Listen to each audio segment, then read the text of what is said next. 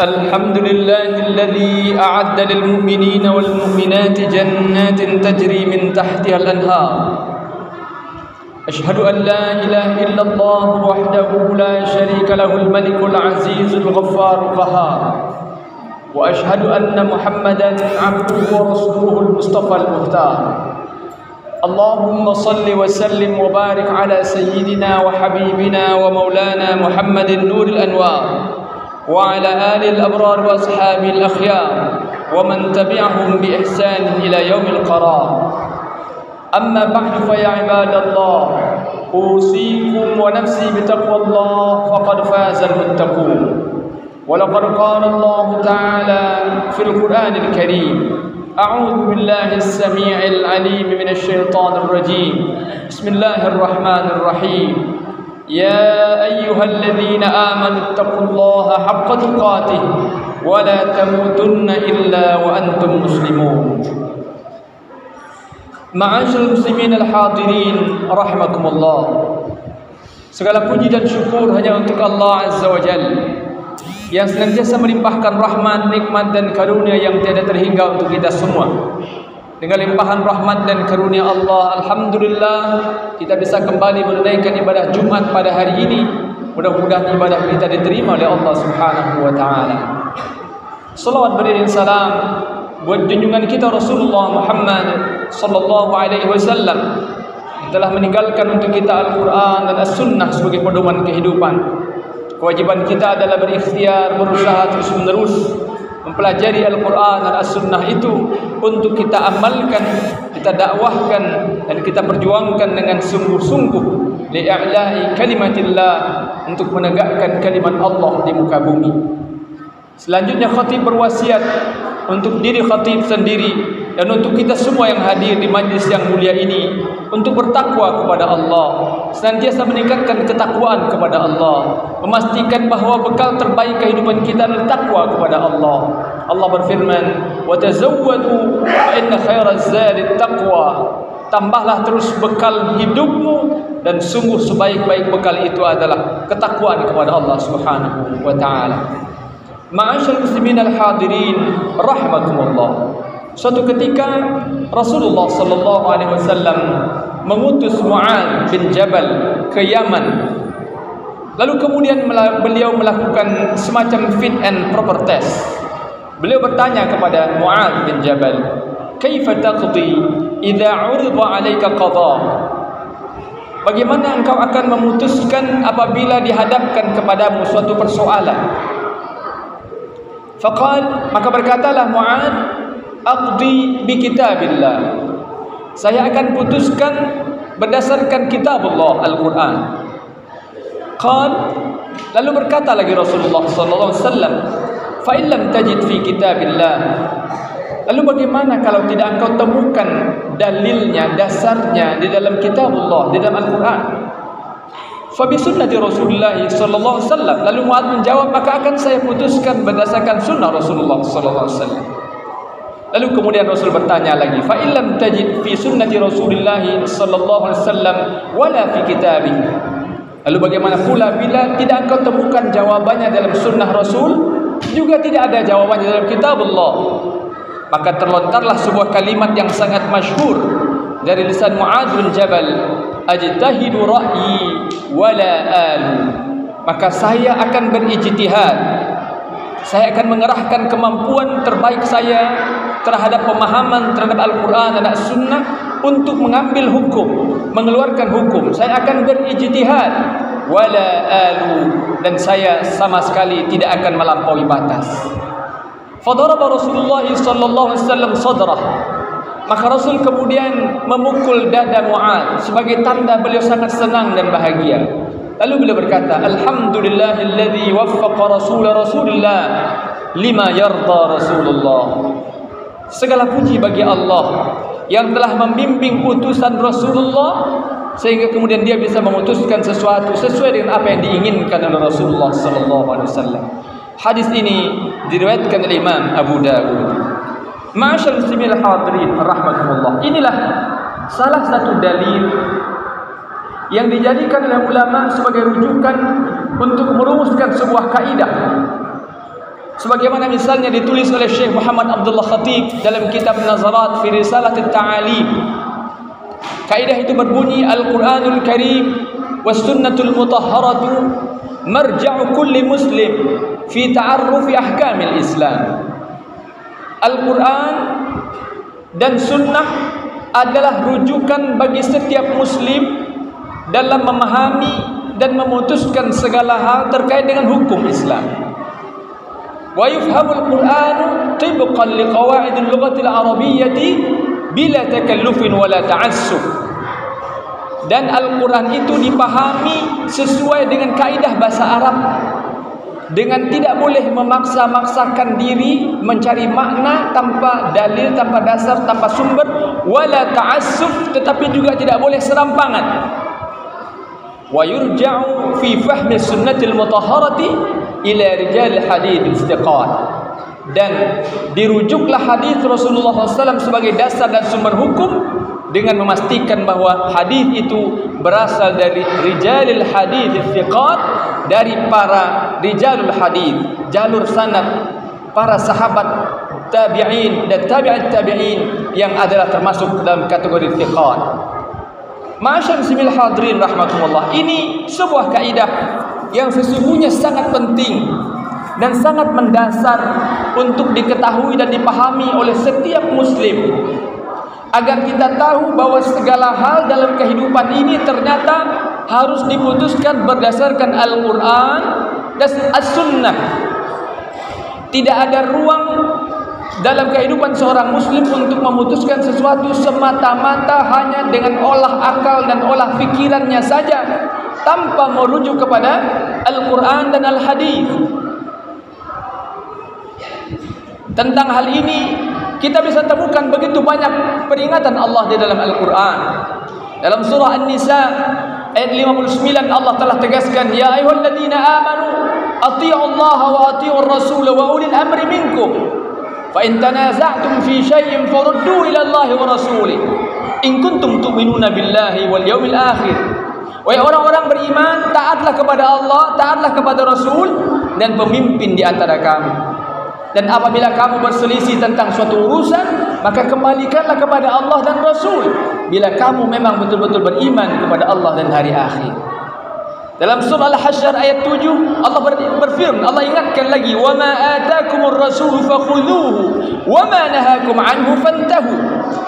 Apa yang diajarkan, dicontohkan, diwariskan, ditinggalkan oleh Rasulullah, fakhudhuhu, maka ambillah itu sebagai dalil, jadikan itu sebagai rujukan, jadikan itu sebagai dasar dalam memutuskan sesuatu, dalam memikirkan segala problem dalam hidup ini.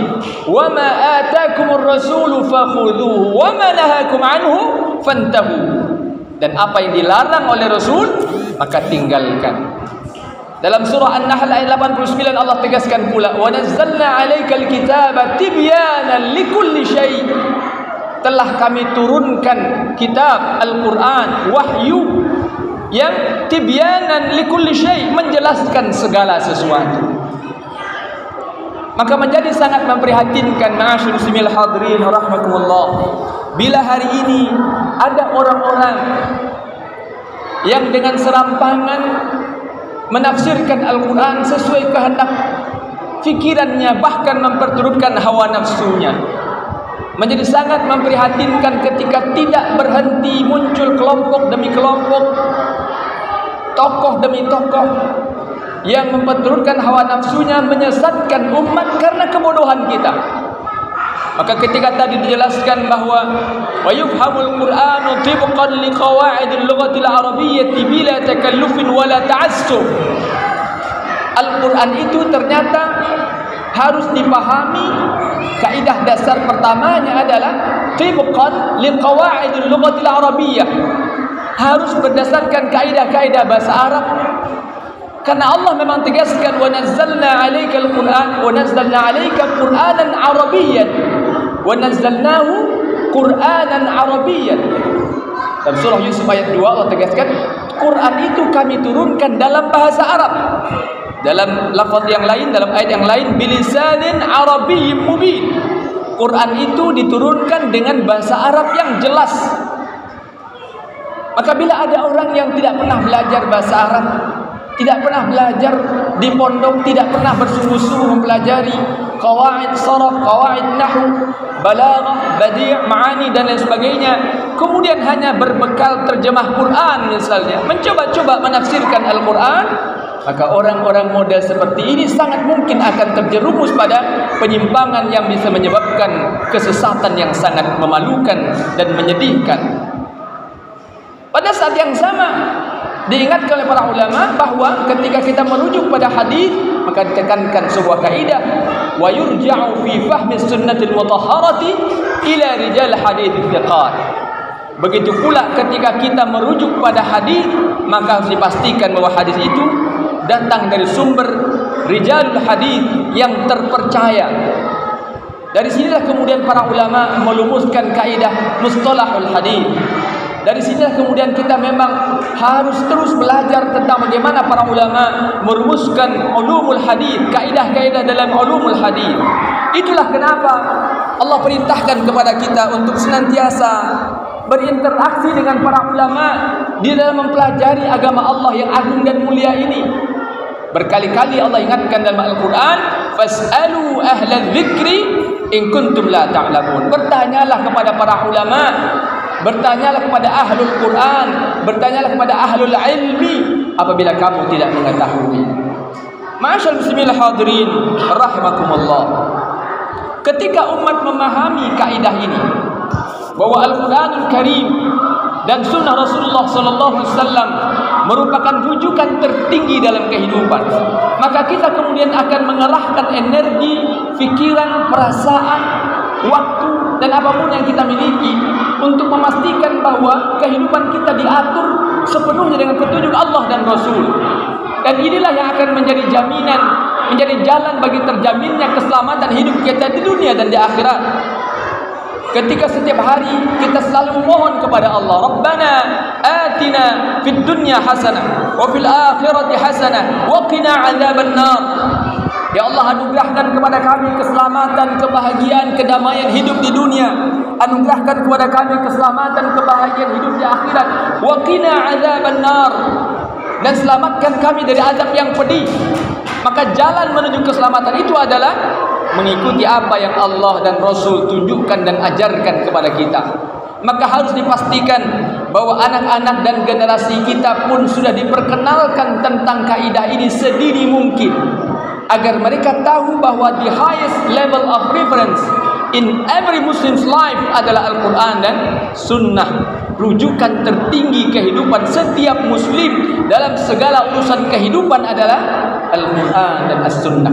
Dari itulah kemudian diturunkan oleh para ulama kaidah-kaidah dalil yang lain. Ada ijma', ada qiyas, ada istihsan, ada istishab, ada maslahah mursalah dan seterusnya. Tetapi rujukan terpenting yang mujma' alaih, yang disepakati adalah Al-Quran was Sunnah, yang kemudian para ulama menjelaskannya kepada kita. Mempelajari Al-Quran dan As-Sunnah itu jelas biwasiqatil ulama, jelas harus dengan perantaraan ulama. Tidak mungkin dan tidak boleh seseorang mempelajari agama ini hanya semata-mata berbekal membaca buku, mendengar YouTube, mengikuti kajian di Facebook, membaca flyer di Instagram misalnya. Karena itu dirumuskan sebuah kaidah sebagaimana ditulis oleh Syekh Jum'ah Amin Abdul Aziz misalnya dalam kitab beliau Ad-Da'wah Qawaid wa Usul. Nahnu tilmid imam la tilmid kitab. Setiap Muslim itu harus sadar bahwa dia berguru kepada imam, kepada ulama, kepada alim, bukan hanya dengan sekadar membaca buku. Meskipun kita memang diperintahkan untuk membaca, bahkan ayat yang pertama yang Allah turunkan pun adalah perintah membaca. Iqra bismi rabbikal ladzi khalaq, khalaqal insana min 'alaq, iqra wa rabbukal akram dan seterusnya. Tetapi membaca saja is not enough, tidak cukup dan tidak boleh. Orang-orang beriman harus senantiasa bermuayasyah dengan ulama, dan dengan itulah mudah-mudahan kemudian kita bisa berharap Allah selamatkan hidup kita di dunia hingga akhirat. Barakallahu li wa lakum fil Qur'anil azim wa nafa'ani wa iyyakum bima fihi min al-ayat wa dhikril hakim wa taqabbalallahu minni wa minkum tilawatahu innahu huwas sami'ul 'alim. Aqulu qawli hadha wa astaghfirullahal 'azim li wa lakum wa lis-sa'iril muslimin wal muslimat. wal mu'minina wal mu'minat fastaghfiruhu innahu huwal ghafurur rahim.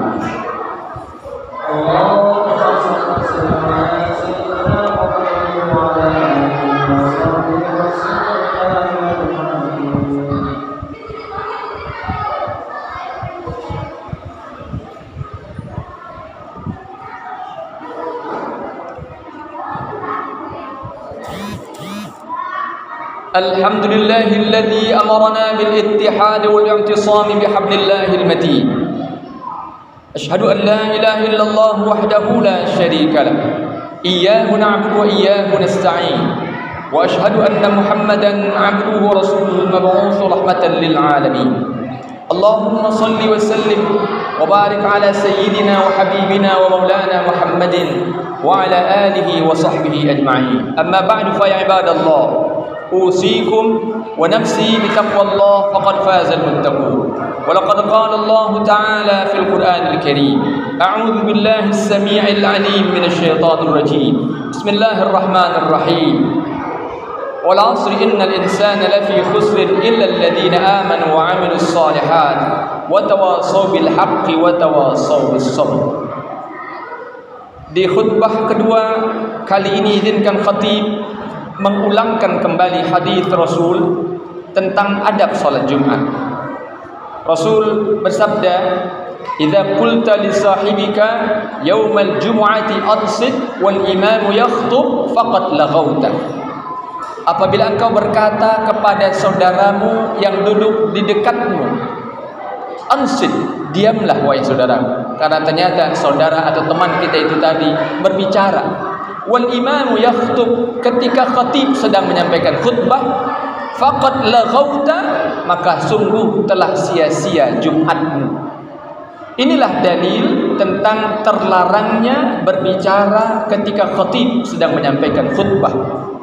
Di antara adab salat Jumat sebagaimana ditegaskan oleh para ulama dalam kitab-kitab fikih yang diantaranya bersumber dari hadis yang baru saja kita baca adalah bahwa tidak boleh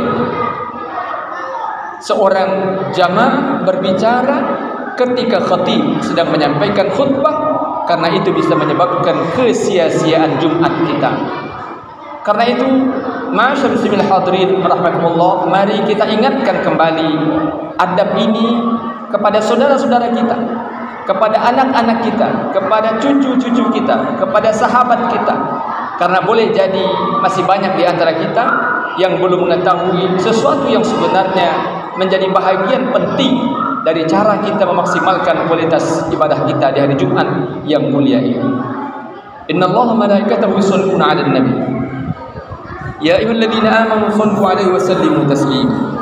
Allahumma shalli 'ala Muhammad wa 'ala ali Muhammad kama shallaita 'ala Ibrahim wa 'ala ali Ibrahim wa barik 'ala Muhammad wa 'ala ali Muhammad kama barakta 'ala Ibrahim wa 'ala ali Ibrahim fil 'alamin innaka Hamidum Majid. Allahumma ighfir lil muslimina wal muslimat wal mu'minina wal mu'minat al ahya'i minhum wal amwat innaka sami'un qaribun mujibud da'wat ya qadi al hajat. Allahumma arina al haqqa haqqan warzuqna ittiba'ah wa arina al batila batila warzuqna ijtinabah. Allahumma a'izz al islam wal muslimin وأذل الشرك والمشركين ودمر أعداءك أعداء الدين واجعل دائرة السوء عليهم يا رب العالمين. ربنا هب لنا من أزواجنا وذرياتنا قرة أعين واجعلنا للمتقين إماما. ربنا لا تزغ قلوبنا بعد إذ هديتنا وهب لنا من لدنك رحمة إنك أنت الوهاب. ربنا ظلمنا أنفسنا وإن لم تغفر لنا وترحمنا لنكونن من الخاسرين. ربنا تقبل منا إنك أنت السميع العليم وتب علينا إنك أنت التواب الرحيم. ربنا آتنا في الدنيا حسنة وفي الآخرة حسنة وقنا عذاب النار. وصلى الله على خير خلقه محمد وبارك وسلم. سبحان رب العزة عما يصفون وسلام على المرسلين والحمد لله رب العالمين. عباد الله، إن الله يأمر بالعدل والإحسان وإيتاء ذي القربى وينهى عن الفحشاء والمنكر والبغي يعظكم لعلكم تذكرون. فاذكروا الله العظيم يذكركم وادعوه يستجب لكم ولذكر الله أكبر. أقيموا الصلاة. الله